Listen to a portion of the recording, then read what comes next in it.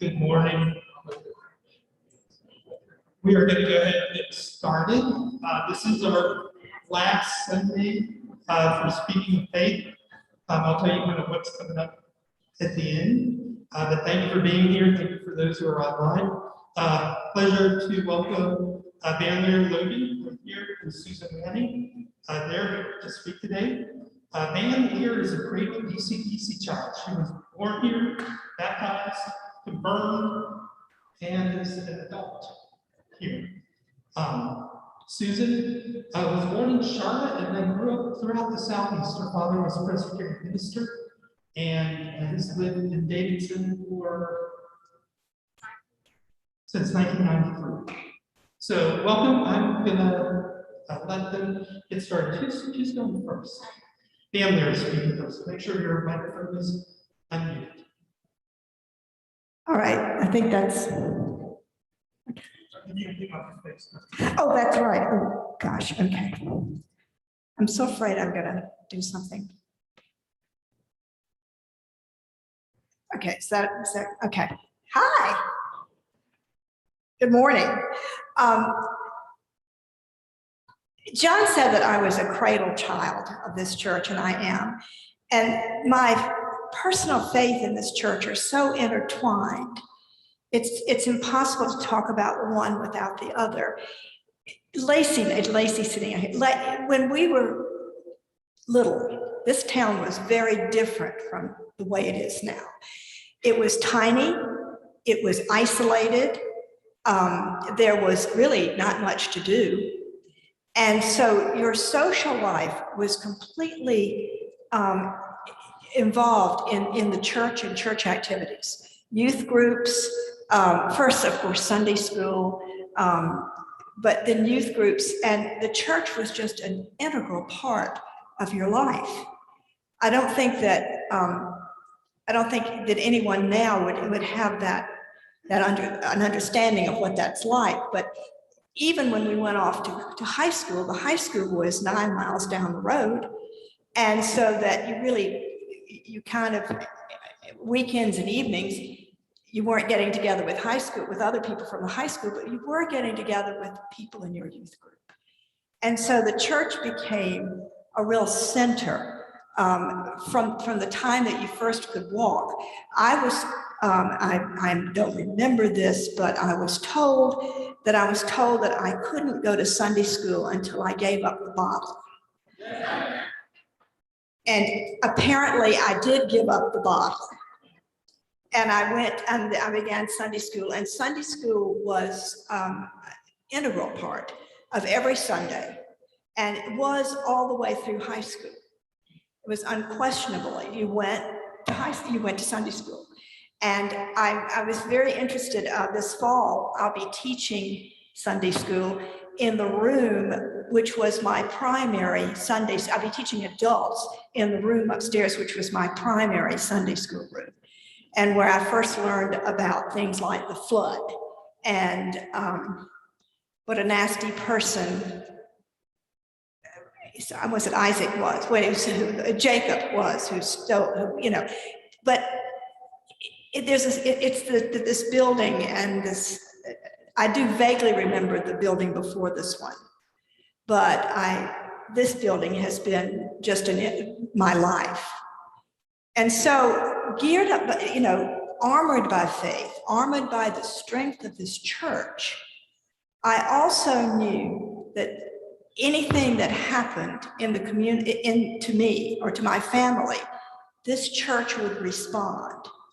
And through the years, as we met various difficulties and joys, the church was always there to share with us our joys and our sorrows and to help us out. I remember distinctly when I was in my 40s, my mother was just beginning to develop signs of Alzheimer's disease.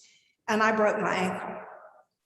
And I don't know if you've ever been on crutches, but you can't do much when you're on crutches. And this church and the people in the just responded. It was amazing. I don't think we would have made it through that time without the Christian love and outreach that came from our fellow Presbyterians. But I've always felt armored by this church. I've always felt so serene in the knowledge, so safe in the knowledge that this church is here for me. And I want to be here for you as well. But I do want to share a story with you because I think you move through life and sometimes you don't know what direction you're going in. And I was in my early 40s. I remember the day, and I remember I was sitting at my desk and the phone rang. And it was a psychologist in the program I was working in. And he said, Van Leer, the juvenile judges are just all over our having a program to treat adolescent sexual perpetrators. And the model, as nearly as I can tell, is that there has to be a man and a woman doing the treating. And if you don't do this with me, I'll end up with blah, blah, and she's a flake. And I knew blah, blah, and she was a flake. And I said, Rick, I don't know anything about anything sexual perpetration or abuse for them, any form of that. And he said, don't worry about it. Nobody else does either. And they didn't at that time. He said, but the county's going to send us off to get a lot of training. Well, I really did know, don't be offended by this, Susan. I really did know that this was a big deal for the juvenile judges because the county wasn't really big about paying, about sending people off to places like Florida and San Francisco. So I said I would do it, and my whole life changed.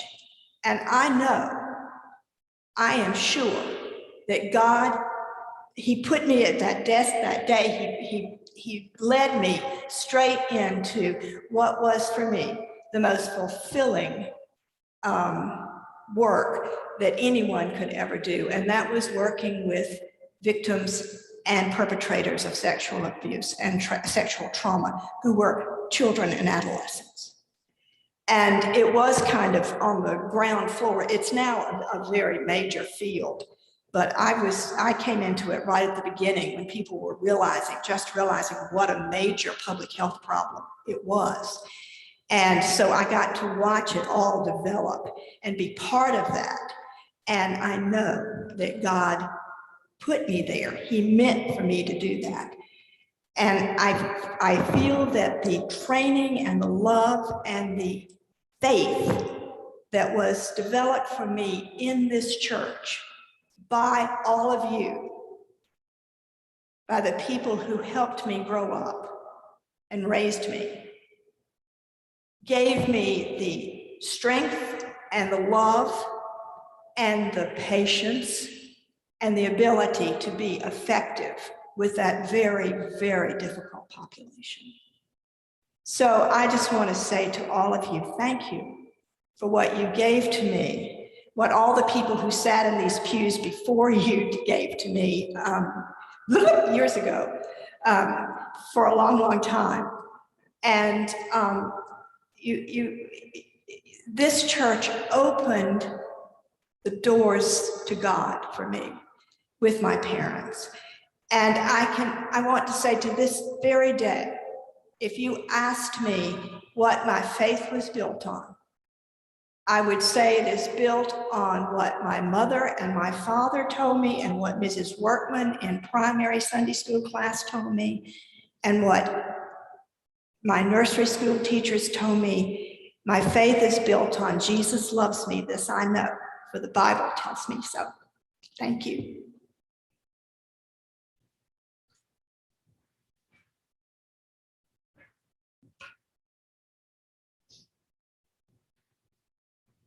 Try not to take my mic off. Can y'all hear me?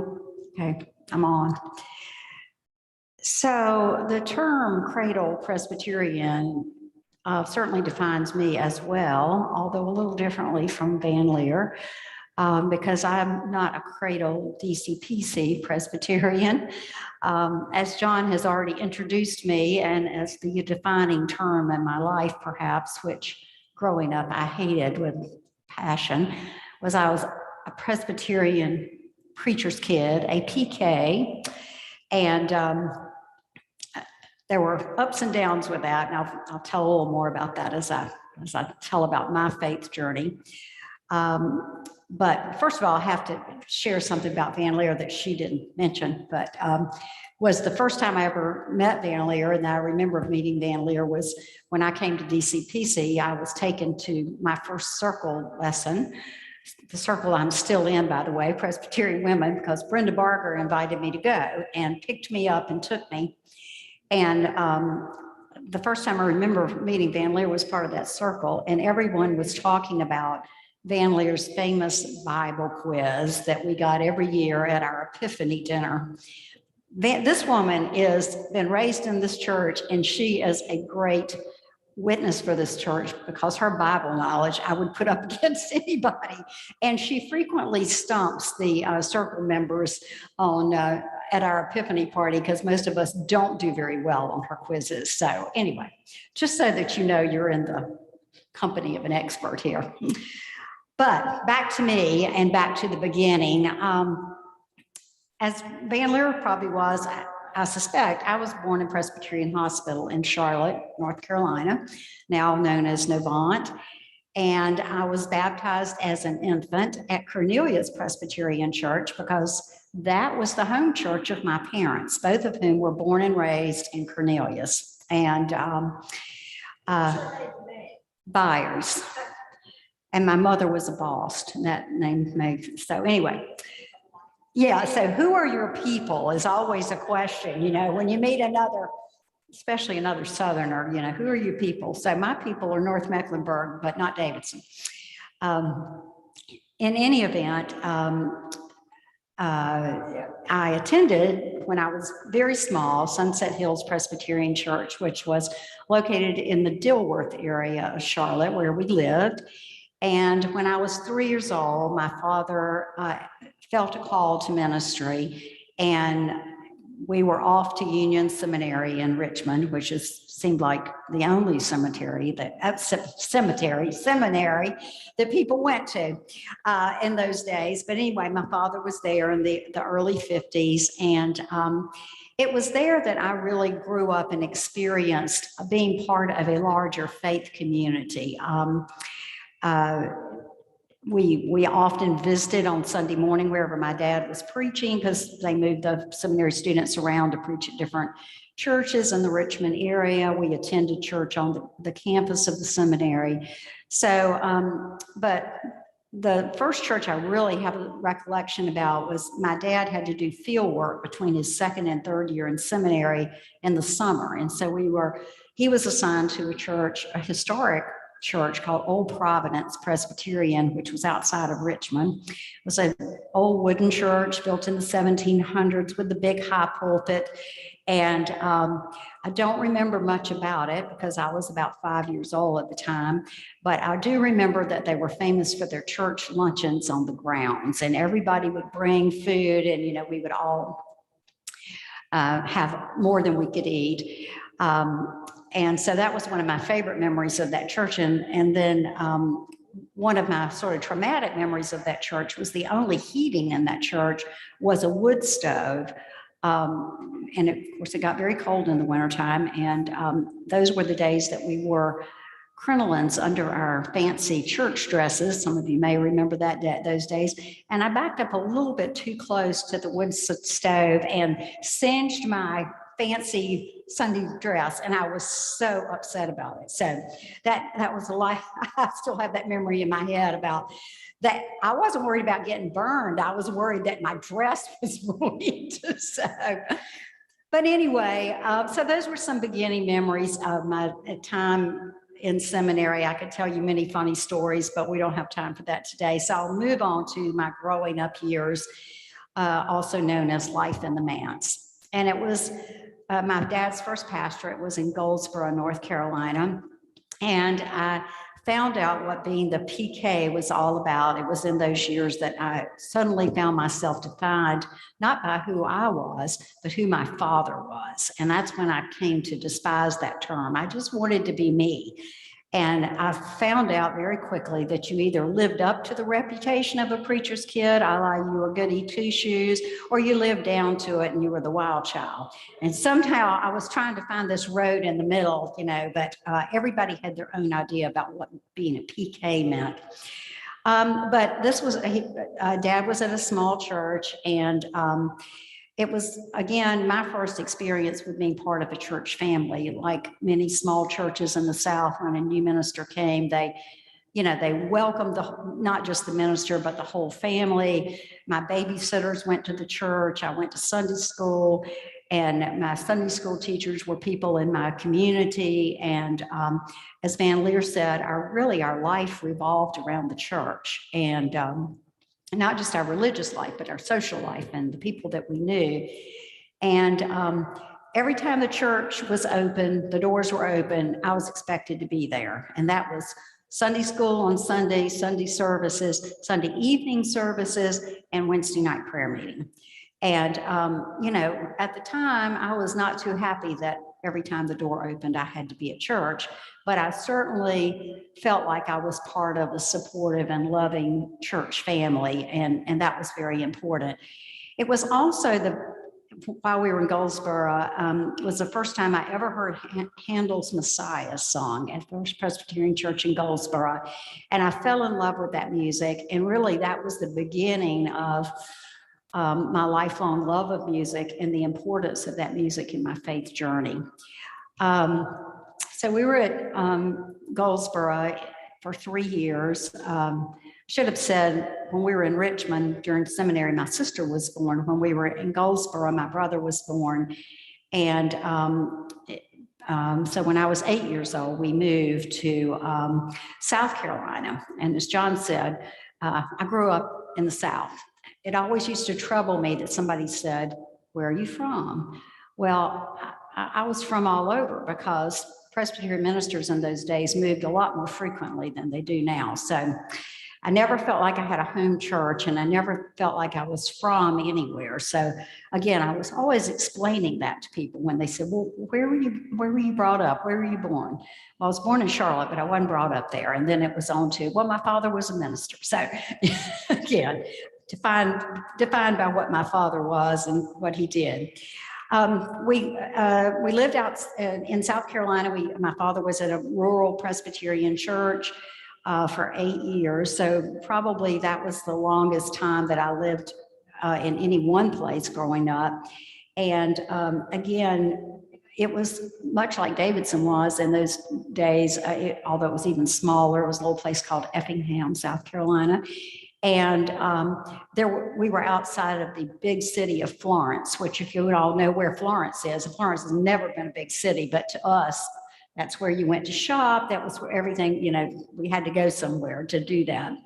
But Effingham was really important to my faith journey, because this is really where I began to learn the stories of the Bible, and where I was taught in Sunday school. And again, my Sunday school teachers were the parents of my best friends. So they were people that knew me, that loved me, and that I had a relationship with. And to this day, I remember fondly learning the stories of the Bible from them. And they were a great influence on my life.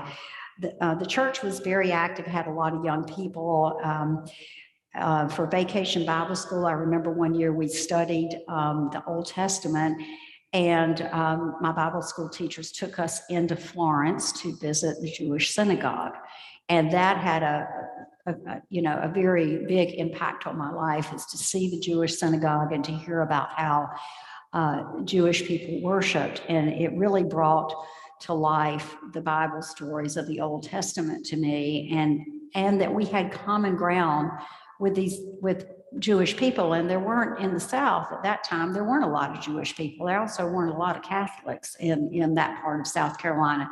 So we were very insular in our Presbyterianism. And this was a little peek on the outside world about there were other faith traditions that were important and that I needed to learn about. The other exposure I had in Effingham was to African-American worship. Those were the days, the 50s and the 60s, of revivals in the South. We lived in the Bible Belt, literally, and white churches had revivals, but also African-American churches had revivals. And we had an African-American woman who came once a week and ironed my father's shirts, because my mother said, I'll do anything in the house, but I'm not ironing shirts. And so Miss Sarah would come and iron shirts, and we loved her and she loved us. And when I was about 10 years old, she said, would you like to go to my church with me? And I said, oh, yes. And I had my first experience of the joy of African-American worship and the praise and the music. And I was just fascinated by it because, of course, we were much more traditional in our Presbyterian churches. So that was, again, a window on a different world of worship, and one that I have continued to appreciate to this day. And the music particularly had a big impact on those. I'll tell you a story about Effingham and then we'll move on. So my dad was a great influence on my life. Both my parents were, but particularly sort of helping me understand the real life application of Scripture. And I had mentioned that we had Wednesday night prayer meetings, but we also had Wednesday night fellowship meals once a month. And I remember, as kids do, it was covered dish and you lined up to go through the lines. And, we were all lined up at the front of the line, all of us kids, because we wanted to go first and get all the good stuff. And my dad, as he always did, opened the meeting with a prayer. And he said, and I want to share with you a really important Bible verse tonight, and we're going to see it in application. And he said, the Bible verse is, the first shall be last and the last first. And my father proceeded to turn this entire line of about 200 people around, and all the kids were then at the end, and the older people and the adults were at the beginning. And I have never forgotten that verse and that application about, I didn't need to be hogging to the front of the line. I needed to remember that the first shall be last and the last first. So that was my years in South Carolina. Well, got a couple more things in that years. This is where I went to youth group. In those days, you were confirmed in the 5th grade, not in the 8th grade. You could not take communion until you were confirmed. And it was not like it is today, as if you were a baptized child of the church, you can take communion from a very early age, but not so in those years. And it was such a big deal to be confirmed, to join the church, and to take your first communion. And I remember that because, again, all my good friends, all my best friends went to my church, and we all went through confirmation together. And we didn't have to go before the session to make our faith statement. We had to go before the entire congregation. And that was a very scary experience, to say the least. But they were very kind and didn't put us through the ringer too much. But I think it was, everybody had to answer at least one question. So that was terrifying. But it was such a great experience because then I got to take communion for the first time, and it was just really special. So, and I was old enough to know what that meant and understand what that meant. And when they changed our rules changed by the General Assembly to allow baptized children to take communion, I wasn't sure that that was a very good idea because, of course, you didn't fully appreciate what communion meant. But anyway, not my call to make. It was also in those years that I went to Montreat for the first time. My father took the month of August off, as many preachers did in those days.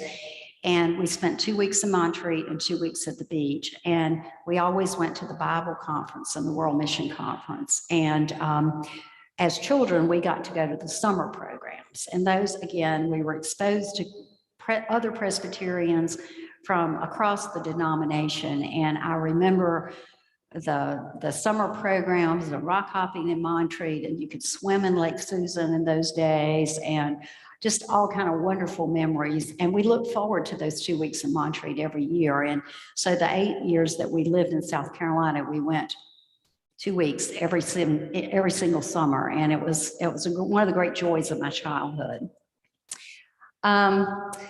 After 8 years, when I was 16, my father accepted a call to a church in Georgia, a small town not far from Savannah, Georgia, called Hinesville. It's most famous for being the civilian part of Fort Stewart, Georgia, where there's a big Army installation. And the only person in this church that ever knew about where Fort Stewart and Hinesville were Jean Jackson, who had a connection there, which I've now forgotten. But I remember meeting her one time, and I said, "Well, I know you won't know what church I was in, but it was Hinesville." She said, "Oh, I know, right next to Fort Stewart." "Yes, Jean, you're exactly right." So that was the most difficult move for me in my childhood. I had spent 8 years growing up in South Carolina. I loved it. I had close connections with that church and with friends. And then at 16, to be uprooted, to take a new call. I was not happy with my father, and I was not happy with God, who had called him to this God-forsaken place. And I remember we got in the car to drive to South, we're driving from South Carolina to South Georgia. And we went, the route goes down 17 through Savannah and then down to Midway. And if you've taken 17 to Florida, you may remember some of these little small places on the map. But anyway, my dad didn't take us that way the first time. We went down through Augusta to Statesboro, Georgia, and then through this long drive through the military base. And we got there, started getting into Georgia about the time it got dark. It was getting dark. And we drove for miles and miles and miles in the pitch black dark with nothing but pine trees and occasionally a deer on the side of the road. And I literally felt like that we had driven to the edge of the world and jumped off. And I did not know what that experience was going to be like. And I was not happy with my father. I was not happy to be a PK. And I was not happy with God for calling my dad down there. But anyway, I survived. Obviously, I'm still here and I'm still a Presbyterian. But it was a tough transition for me. And but those people embraced me and loved me, as every church that my father went to did.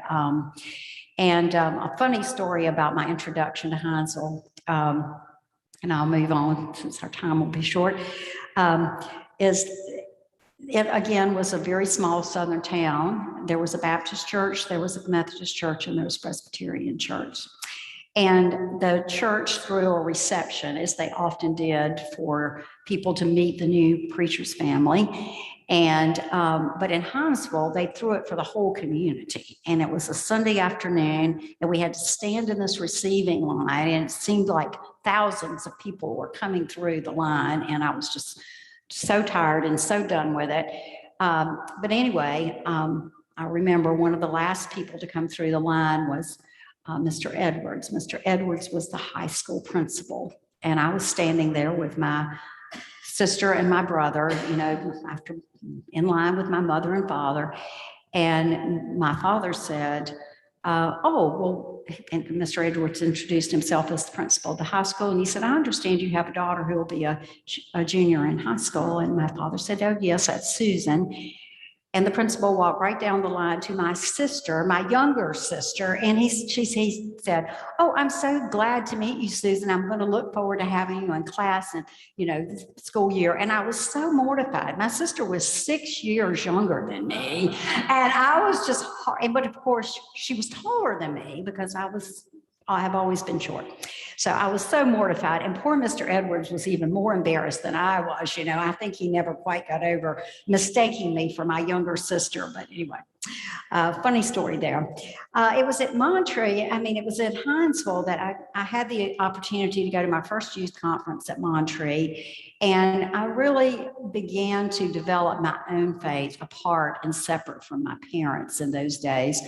I was involved in the Savannah Presbytery. I got to go as a youth delegate from Savannah, and I realized that it wasn't just about that the Presbyterian faith and church was not just about my local church, but we were part of a larger connectional church. And of course, my dad had always gone to Presbytery meetings and synod meetings, but I didn't pay much attention to that. But when I had an opportunity to serve the larger church as part of the Savannah Presbyterian Youth Council, I found it to be very meaningful and an enriching experience. And that first youth conference at Montreat, I can say I had my real first spiritual experience of my own. And it was on the last night that you always filed out of Anderson Auditorium and everybody circled the lake and they lit candles and we sang. And I could just feel God's presence at that moment in a way that I never had felt it before. I never had a burning bush road to Damascus experience. I was never really never knew what being a born again Christian was really all about, despite hearing Jimmy Carter talk about it in the 70s. But I did feel God's presence at that time and in that place. And from that time on, really, it was not about being a PK. It was about being me and following my own faith journey and my own spiritual journey. Church music has always been a really important part of my life. And I started singing in the adult choir when I was 14 at the little church in South Carolina, because I had a very small choir and they needed more voices. And if you knew how to read music, which I had learned because I took piano lessons, and you enjoyed singing, they were recruiting us. And my best friend and I started singing in the church choir. And I continued that experience through my high school years in Georgia. And many of the anthems that we sing at DCPC were anthems that I learned all the way back in those, middle school and high school years when I was singing in church choir. And the other thing is I sang in some small ensembles from the school, but because church and faith was so integrated in those years, we didn't have much of this understanding of separation of church and state. But the school groups went out and sang in all of the local churches. And so I remember being exposed to, singing in the Methodist church and the Baptist church and having sort of that wider denominational aspect. And it was in Hinesville, Georgia, that I first was exposed to people that were of the Catholic faith, because there was an, on-base chapel for a non-denominational chapel, and then there was a Catholic chapel, and one of my best friends was Catholic, and so I went to Catholic Mass with her occasionally, and of course it was very different from what I was accustomed to. Fast forward a little bit on to college years. I came back to Charlotte, Queens College, and was here for 4 years. Funny story about Queens is your freshman year, you're supposed to take a religion course, and you could take an Old Testament course or a New Testament course. And I was off on my own, free for the first time from my parents, and I was determined I was not going to take a religion course. And so I remember going to my advisor, who knew full well, I'm sure, that I was a Presbyterian preacher's daughter. And I said, I don't care what I have to take. I am not taking religion. So you need to figure out something else for me to take. And I am embarrassed and mortified to this day that I didn't take advantage of taking that religion class, because I'm sure I would have learned a lot, but that was my rebellion against my PK upbringing. But anyway, I had a great experience at Queens. A lot of my friends in Queens were Presbyterians, but they were also Baptist and Episcopalian, and we would walk on Sunday morning to whichever church we had the time to get to. Myers Park Presbyterian was further, and Christ Episcopal was even further.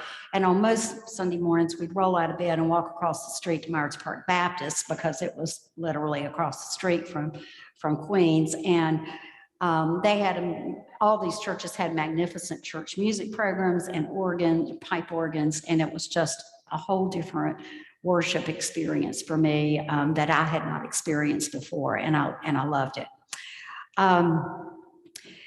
After Queens, I went back to Raleigh, was married at White Memorial Presbyterian Church. My first husband and I were married. My father married us. And then we were members of several different Presbyterian churches. My father's church in Raleigh, he had by this time moved from Georgia to Raleigh. He was at Western Boulevard, which was the church closest to NC State. So we had a lot of professors and children of professors that were part of that church. And that's the church where I raised my children. So I have 3 girls, and my father baptized all 3 of my girls. And that's one of the highlights of my life, that my dad married me and then was able to baptize all 3 of our kids. And it was there that I really experienced the importance of not just Christian fellowship and Christian belief, but Christian friendship with other young adults who were raising their kids in the church. And I was part of a young adult Sunday school class, and this is really where I began to study the Bible and learn about the faith from an adult perspective, not from a child perspective. Our best friends in the church were all in our Sunday school class. We had a supper club together. We went to the beach together. We went to family camp at Presbyterian Point together. And all around, it was an enriching and important part of my faith journey. So I was blessed by that church. And sort of the theme here is, of course, I never had a home church, but every church contributed to my faith journey along the way. I had my first sort of interdenominational Bible study class. I did a Bible study fellowship class that Ann Lotz taught. Most of you may know her. She's the daughter of Billy Graham, and she lived in Raleigh and taught these Bible study fellowship classes that were very in-depth, and you studied for a whole year together. And needless to say, I came into those not knowing a whole lot except just the basic faith stories of the Bible, but I learned a lot in that study. I was ordained as an elder for the first time at Western Boulevard Presbyterian Church in 1991, and my dad did the laying on of hands. And again, one of the real special moments in my faith journey was to have my dad ordain me as an elder in the Presbyterian Church. My dad retired in 1993 from that church, and it turned out my first husband, Mickey, and I moved to Davidson in 1993, and that sort of starts my journey here at DCPC. We moved to Davidson. I took a job as the HR director at Mecklenburg County, which is another place that I met Van Leer, our paths crossed, because she worked for the county at the time. And my spiritual journey in Charlotte, really came full circle, because I was back to the roots of my family. And we started looking for a church, and we literally looked all over. I mean, we came to DCPC early on, and I think Tom Blair was preaching that Sunday. He was our one associate at the time. And we were not overwhelmed. And so we thought, well, we'll just keep looking. And we went to Bethel, and we went to Ramah, and we went down to Charlotte. And finally somebody said, well, have you tried DCPC? And we said, yeah, but I'm not sure that's going to be a good fit for us. Well, you should go hear Charlie Rennell.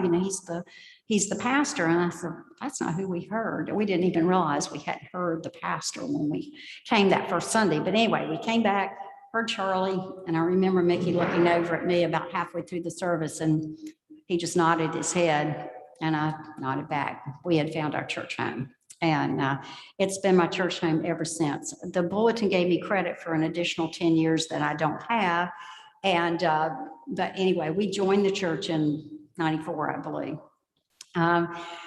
My dad, sadly, I lost my dad to a sudden heart attack in 1994. He had just retired and was serving an interim ministry in Little Washington, North Carolina. And it was one of the low points of my life, because my dad was such an important part of my life and a part of my faith journey. But he had lived a rich and full life, and he went to the day before he died. Had come home from Little Washington to go to Presbyterian meeting.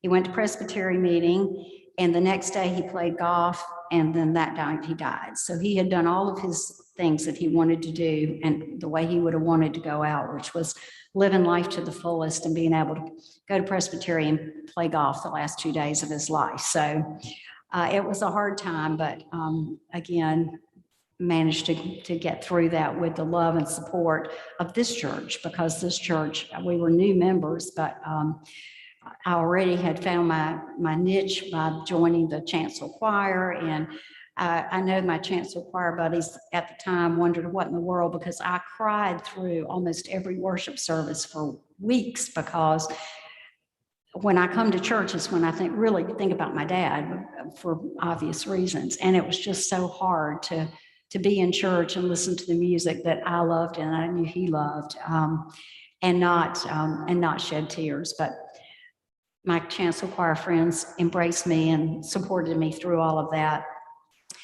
The other really important thing, and then I'm going to stop because we need to allow time for questions, and I've been rattling on too long.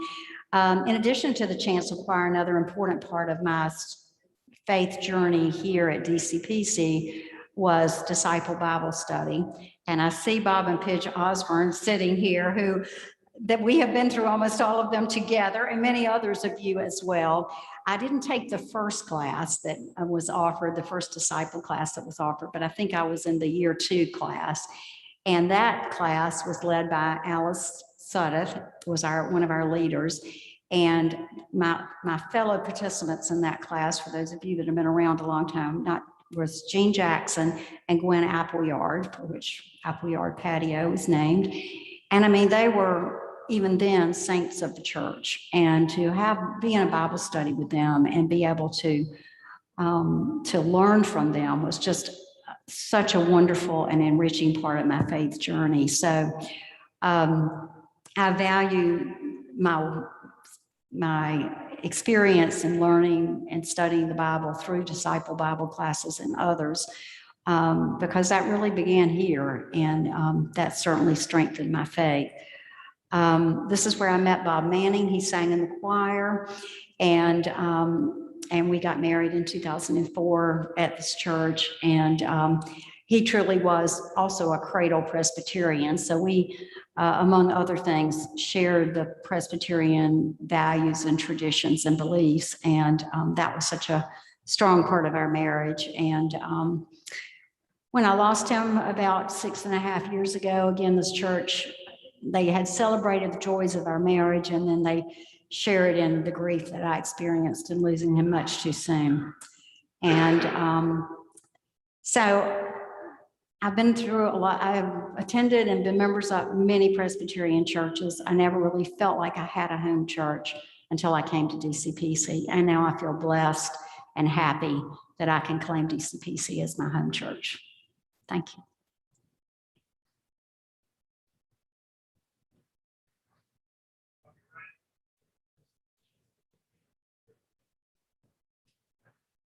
Susan, I would like to tell you that my mother used to say that a lady never does her own ironing. Apparently, our mothers had a lot in common. Absolutely. Today, I spent a fortune at dry cleaners.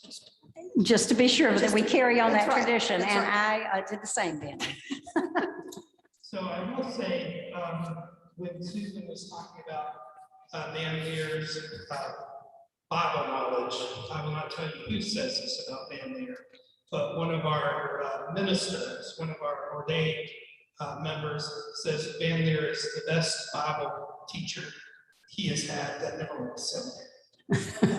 So it is the truth. I would agree with that. So what questions do you have? Well, you think I do have one. Van Leer, when do you remember building this building? I remember it was, it took a long time, and I remember 2 things very clearly. The first was when the steeple came to town. The steeple it didn't always have a clock in it. That was later and has never been very happy, in my opinion. It's just my opinion.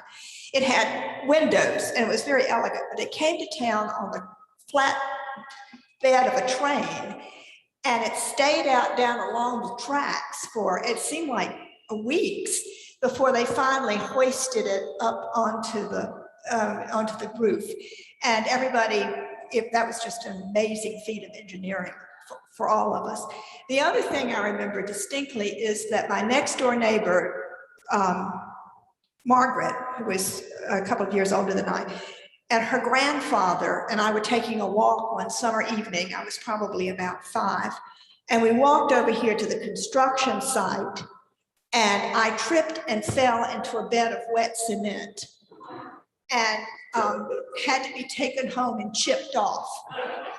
And I remember that distinctly. So those are the 2 things I remember most about the building the church. I heard you talk about the steeple, but I've not heard that second. I don't tell that story very often. Other questions you have for Susan and Dan here? About some of the traditions that started when you were younger that we still have. So the question was some traditions that started that we still participate in? I don't know that they started, but from the very beginning, the highlight of the year, the Christmas season, was the white gift service. And because it was, and it still is, put on primarily by the young people of the church as their gift to the church, you really felt so grown up the first time that you were old enough to be part of the white gift service. And the reason it's called the white gift service, and those of us who are old timers in the church are adamant that it will be called forever the white gift service, is because originally when you brought your food, you wrapped all the foodstuffs that you brought in white paper, so that, and it was beautiful, and so that by the time the service was over, these steps were just packed high with white gifts, but nobody could really see what the gifts were. If you wanted to bring house brand peas instead of Le Sueur, nobody would know because it was in white paper. That sadly went away because the committee said it was too much trouble to unwrap the paper, but it was a lovely gift, and that's why it's called the white gift service. Other traditions, well, do I dare? Yes, Christmas Eve. That Lacey's nodding. Christmas Eve, we had the Christmas tree, and it was sometimes it was in the fellowship hall downstairs, the dungeon. Sometimes it was over in what was then the dining room at Chambers, but it was the young people, the children would sing, simple little hymns, and then the best moment of the year happened when Santa Claus came through the door and handed out mesh bags of fruit and candy, packed personally by Miss Mary Black every year. And that was just a wonderful highlight of the season, which unfortunately modern people who moved into the church felt that it was sacrilegious and that we should have a more, religious service on Christmas Eve. They were probably right. And so that tradition went away. But there's still those of us who remember. And not too many years ago, I was sitting in session meeting, and the Presbyterian women representative came in and said that they were requesting that we allow Santa Claus to be in the congregation house for Christmas in Davidson. Santa Claus back in the church? Well, John Wood said to me later, "Don't faint. You look like you were going to just absolutely pass out." But so Santa Claus is back. But those were the Christmas traditions were the ones that I really remember the most. And Christmas was magic if you were a child in Davidson. And I remember, because they were still doing this when I came in the 90s, my kids were younger, and that when we had the white gift service, was it Charlie Caldwell brought a sheep? Yes, So we had live animals Yes. in the sanctuary, and he would have them, they were pinned up over here, and they were like sheep and goats. And so all the kids, of course, were just, they couldn't wait for the animals to come in. Yes. So the shepherds really had something to shepherd. So it was very special. But that, again, I'm not sure what happened, but we don't have live He animals. moved. He moved. but we did have this last year when the nearest thing we had to that was young people in biblical costume lined up in front of the congregation house. There were animals there that time. So when we all went by and said, "Merry Christmas, Holy Family." It was nice. Susan Van Der, thank you very much. I appreciate it. Before we're going to close with prayer because I forgot to open prayer. Sorry. Next week, the only Sunday school class that we'll need is the Maloney class. If you need a quarterly book Maloney, it is up in your new classroom, which is 216. And I'll go up, and that room's locked right now. I'll lock it in a minute. Oh, primary Sunday school class. And there's a primary Sunday school class, so it's come full circle. Because in your Van Der is teaching next week, and I owe you a leader's book. After that, all the other Sunday school classes will start on the 12th. Everybody except Connections has new rooms this fall for a variety of reasons, which I won't go into. Jubilee is going into the parlor. Covenant class is going up into 216. Baloney's in 217. So just make sure you know that. Let's pray. Good gracious God, we give you thanks for all of those people that shared their faith this last month. We give you thanks for those who went before us, who taught us how to pray, how to say thank you, how to worship. We give you thanks for those that are with us and those that are still to come. Lord, bless us, keep us within your arms. Help us to be kind to all people. In your name we pray. Amen. Thank you all.